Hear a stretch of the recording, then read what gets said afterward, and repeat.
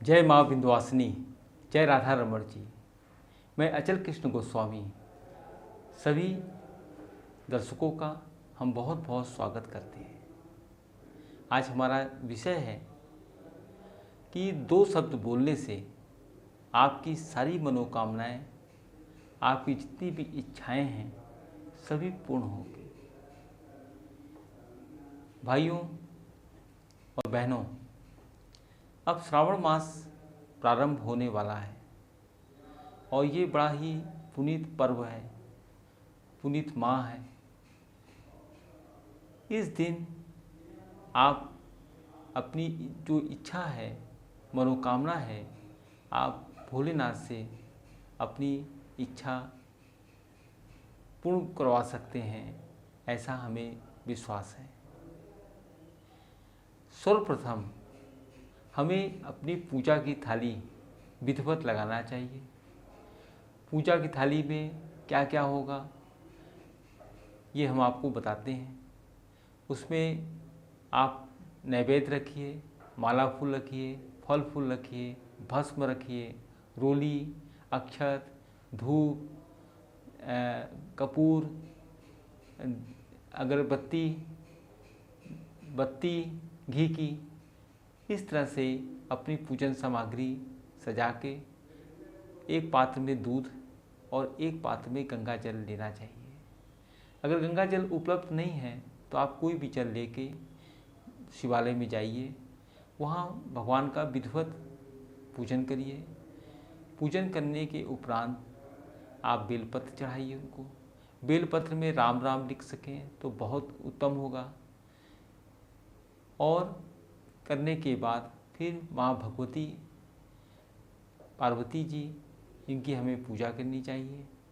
पार्वती जी को पूजा करने के उपरांत फिर जो हमारी मनोकामना है वो नंदी भगवान के दाएं कान में बोलना चाहिए।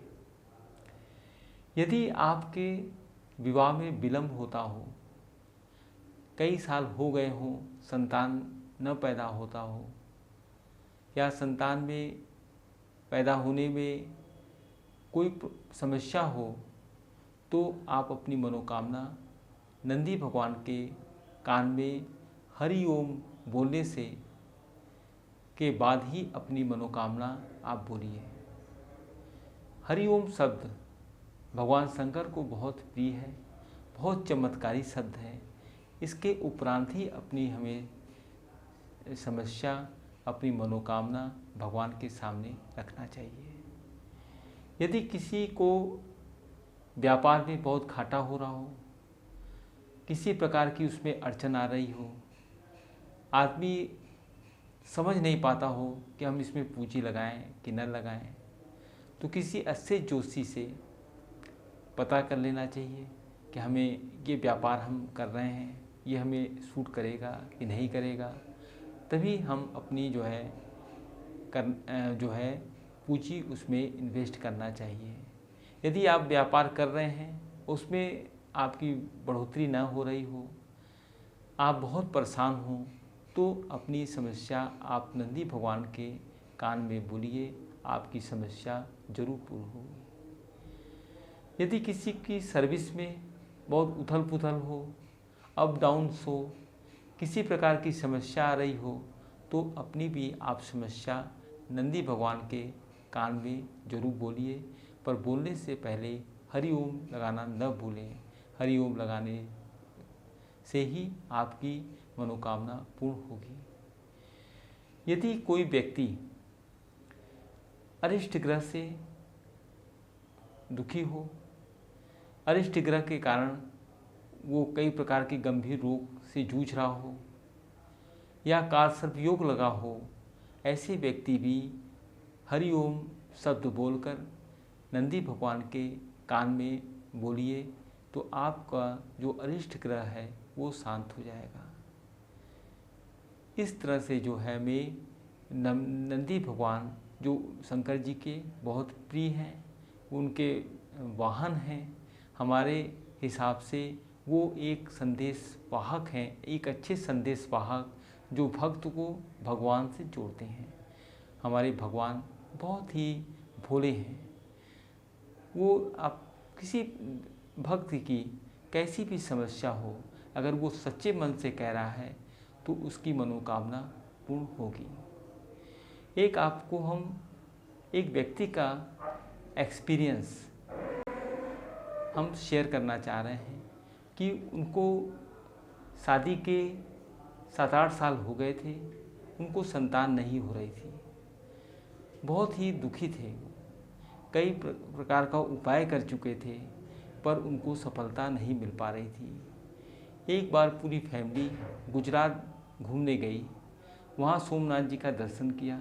वहाँ पे लाइन लगी थी और लोग नंदी भगवान के कान में बोल रहे थे।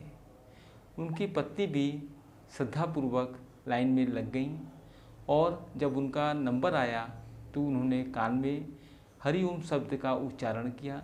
उसके उपरांत अपना उन्होंने समस्या, अपनी मनोकामना उन्होंने कहा कि हमें प्रभु आपने सब कुछ दिया है पर हमें संतान नहीं है, अतः आप हमें संतान शीघ्र हो ऐसी हमारी इच्छा पूर्ण करिए। और 1 साल के उपरांत ही उनको संतान पैदा हुई, उसका नाम उन्होंने शिवम रखा। इस तरह से सच्चे मन से, सच्चे हृदय से यदि हम अपनी समस्या, अपनी मनोकामना भगवान के सामने रखते हैं तो जरूर पूर्ण होगी, ऐसा हमारा अटल विश्वास है। तो आप लोग को समझ में आ गया होगा कि वो चमत्कारी शब्द क्या है, कैसे अपनी मनोकामना पूर्ण करें, कैसे हम इस परेशानी से, संतान की परेशानी से, विवाह की परेशानी से अगर हम निजात पाना चाहते हों तो हमें ये सरल उपाय करना चाहिए।